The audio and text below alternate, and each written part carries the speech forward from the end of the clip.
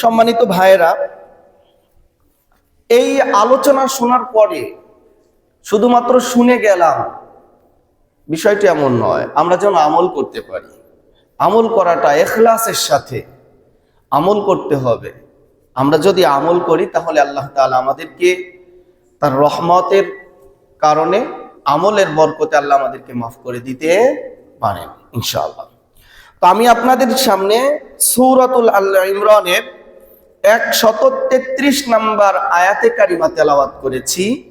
যেই আয়াতে কারিমার মধ্যে আল্লাহ রাব্বুল আলামিন বলেন, ওয়াসারিউ ইলা মাগফিরাতিম মির রাব্বিকুম, হে আমার আদরের বান্দারা, তোমরা জীবনে চলাফেরা করার ক্ষেত্রে যদি ভুল ভ্রান্তি হয়ে যায়, এটা তো স্বাভাবিক, তোমার ভুল ভ্রান্তি হবে।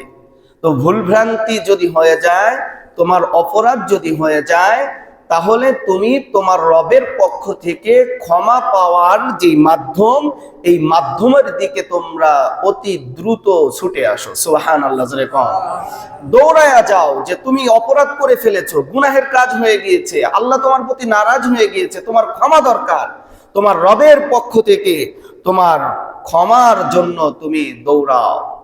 এরপরে ওয়া জান্নাতিন আরদুহাস সামাওয়াতু ওয়াল আরদ, এবং এমন একটা জান্নাত তোমাদের জন্য বানানো হয়েছে, যেই জান্নাতের বিস্তৃত, জান্নাত প্রশস্ত, আসমান এবং জমিনের যেই খালি জায়গা আছে, এই খালি জায়গা সমপরিমাণ। সুবহানাল্লাহ, জোরে কোন।